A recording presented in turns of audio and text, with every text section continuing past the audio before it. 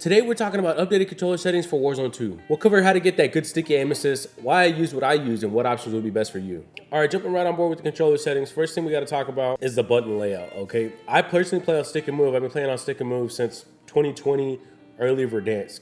And that was because of the settings at that time. But I've since upgraded to a different controller, something with back paddles, and it makes this a little bit easier. If you don't have to change to this and you're just playing on something else, by all means, stay on your default settings or your tactical settings. One thing I would suggest, if you don't have digital click triggers, is go ahead and turn this setting on to flip L1 and L2. This decreases the input time when you go to shoot and aim and things like that. So you're aiming with L1 and shooting with R1. My custom button layout is on. I believe I changed jump or melee or something like that. If you need to change something to make it more comfortable for you, definitely go ahead and do that. Next important thing is going to be your controller vibration. You want to turn that off. When it's on, that's just another sense for your body to pick up on while you're in the middle of a fight, and you just don't want to have to deal with that. All right, sensitivity. I play on 7.7. Started out at 6.6. If you don't have to go above 6.6, I wouldn't suggest it. I just felt a bit clunky on 6.6.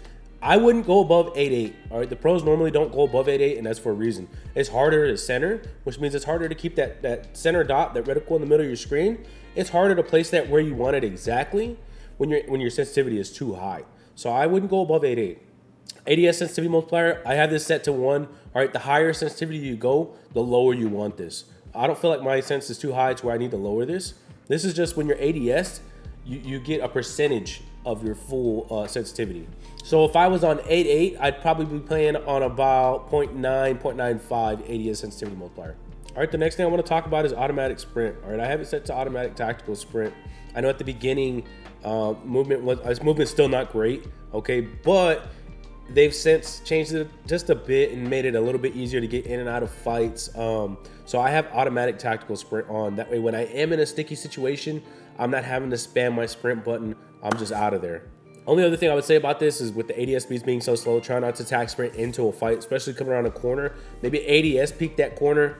All right, that would make it a lot better getting into that fight right there. Weapon mount activation, I've always used ADS and melee. It always makes it easier. That way you're not mounting something on accident. All right, this one is very important, very, very important. Interact, reload behavior. You wanna prioritize interact. What this does is early game when you're looting and you're trying to get a gun up and get into a fight really fast, instead of having to hold square, you're just tapping square. You tap square and you're picking up a gun, you're ready to go. So now if you're in a scenario where you need to reload, but there's loot around and you just hold square. But if there's nothing around, you're in a fight, you need to reload, you're just tapping square and it reloads. Armor plate behavior, I have apply all. If you need to stop this, just hit triangle and it cancels the animation. On to advanced. My aim assist type has recently changed to Black Ops. All right, and I've really got a good feel for it over about the last week. I was playing on default because I believe Black Ops aim assist got nerfed towards the very beginning of Warzone 2. But honestly, this feels very, very sticky.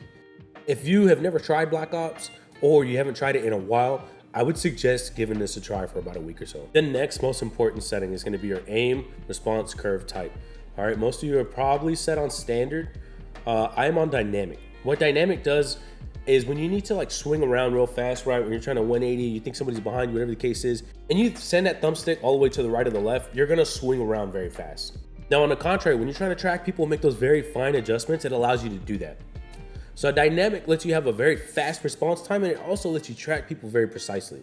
ADS sense multiplier is 1. I left both of these the same. Custom sense per zoom. If you were playing on a higher sense and you really wanted to fine tune your ADS sensitivity multiplier to get that locked in, this is where you would do that. You don't really need to do that if you're playing on a lower sense like 6.6 to 8.8. All right, inputs dead zone. This is another important one. Okay, you want to try to get rid of your stick drift.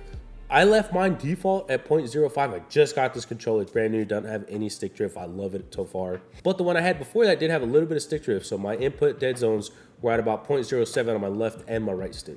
Basically what you want to do here is go to the shooting range, go stare at a wall. If you're drifting a little bit, turn this up just 0.01. You're going to do that until you basically stop drifting. Now, if you can go lower, definitely go lower because that gives you a faster response time. But if you have to go above 0.1, it might be time for a new controller. Gyro aiming, I really don't mess with absolutely any of this. The movement behavior, the only thing I've messed with here, and it's actually very important, is invert, slide, and dive behavior. What this does is it allows you to dive by just tapping the button instead of holding it. And when you're in sticky situations and you need to get out of somewhere, this is very important. Sliding was sped up, but it's still pretty useless. So you want to dive out of situations. This is an important setting right here. You want to go ahead and set this to inverted. Another one, parachute auto deploy. I turn this off I want to get as close to the ground as possible before I can deploy my parachute. That way I can get to the ground before anybody else does, get a gun before anybody else does. The downside to this obviously is you can go splat. Sprinting door bash, that's on, all right? If I'm trying to finesse my way out of something, I don't want to run into a door and not open it. This just opens a door if I run into it. That covers all the controller settings. This is pretty much what the pros use. This is what I use to drop high 20 kill, 30 kill games. If you really do want to take your gameplay to the next level, I would highly suggest getting a custom controller. If you have the money to invest in it, this is a huge investment, all right? I mean, just right. So this is a Hex gaming controller. And on the back of this, I have 4 buttons. 1, 2, 3, 4. All right, and my triggers are clicky and my bumpers are clicky. That's huge. There's no input delay, and you can map these on the back to your dive, jump, ping, melee, whatever you want. The important thing about that is you don't ever want to take your right thumb off that right thumbstick. You always want to be able to aim. That is why paddles are so important. There's a lot of different companies out there. I've tried them all. I've tried Scuff, Battle Beaver, Cinch. This is Hex. They allowed me to customize this completely what I want to. I did all the colors, all the chrome. On the back, there's grip. All right, this is the most customized controller I've ever had. Highly recommend. They're not that expensive too compared to other controllers. If you are interested in a Hex controller, there's a discount code that I'll leave the link to down below. Anyways, I hope this helped. If it did, make sure you like and subscribe. And if you have any questions, make sure you drop them down below.